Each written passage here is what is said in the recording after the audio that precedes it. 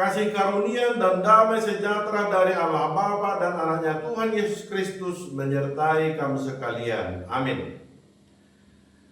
Shalom, selamat pagi saudaraku yang dikasihi Tuhan Yesus Kristus.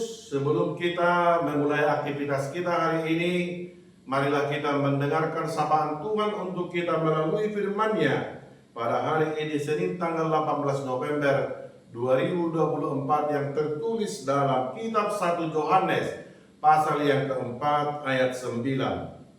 Dalam hal inilah kasih Allah dinyatakan di tengah-tengah kita, yaitu bahwa Allah telah mengutus anaknya yang tunggal di dalam dunia supaya kita hidup olehnya. Dalam bahasa Batak dikatakan, sianoddo gawe patar holong ni rohani debata anak kita, sian nau sinuruna anak naina sasareitu kortilion, asa mangoro kita marhite-hite ibadah. Demikian pembacaan firman Tuhan dengan topik mengenal kasih. Saudaraku yang dikasihi Tuhan Yesus Kristus, seorang istri bertanya kepada suami, apakah engkau masih mengasihiku? Dan suami balik bertanya kepada istri, apakah engkau mengasihiku? Dari pertanyaan ini menunjukkan begitu pentingnya kasih selalu hadir untuk mempererat hubungan satu sama lain. Tanpa kasih hidup terasa hampa dan tidak memiliki arah. Bagaimanakah kita merasakan kasih dan mengenal dalam kehidupan di tengah hubungan dalam keluarga? Inilah yang dijawab melalui renungan firman Tuhan hari ini. Allah adalah kasih, itulah pribadi Allah. Allah adalah sumber kasih, dialah kasih itu sendiri. Tiada kasih di luar dirinya. Allah menunjukkan kasihnya dengan memberikan anaknya sendiri.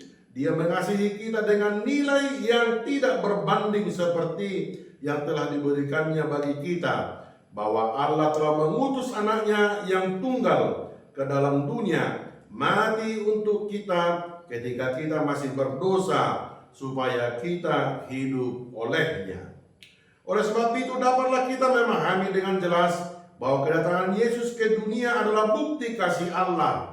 Kematiannya memberi hidup kepada manusia yang percaya padanya. Dengan demikian melalui renungan ini dapatlah kita simpulkan bahwa mengenal kasih itu adalah ketika ada pengorbanan. Lihatlah kasih Allah tidak lepas dari kematian di kayu salib. Itulah pengorbanan dalam Yesus Kristus. Kasih Allah menjadi sempurna di dalam diri kita ketika kita menerima dengan percaya bahwa Yesus Kristus mati untuk kita.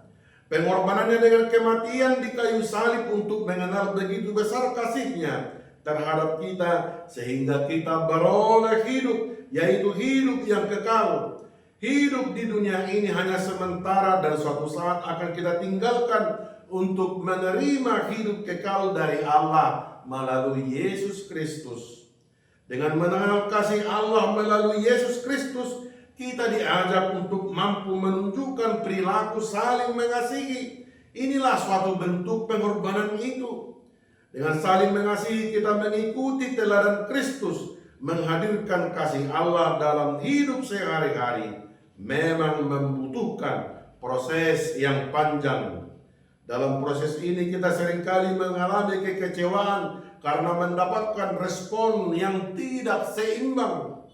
Tetapi bila kasih Allah ada dalam diri kita masing-masing, kekecewaan itu tidak mampu membendung kita untuk kembali belajar mengasihi. Dan inilah contoh kecil sebagai bentuk pengorbanan.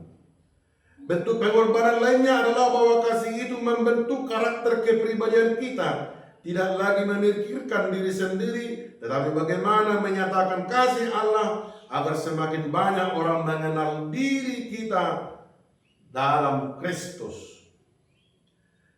Untuk itulah Allah telah menyatakan kasih-Nya dalam hidup kita dalam Yesus Kristus.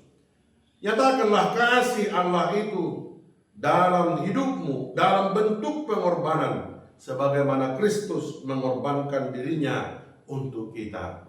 Biarlah orang lain mengenal Kristus melalui perbuatan, dan tingkah laku kita, sehingga dalam diri kita melimpah kasih Allah.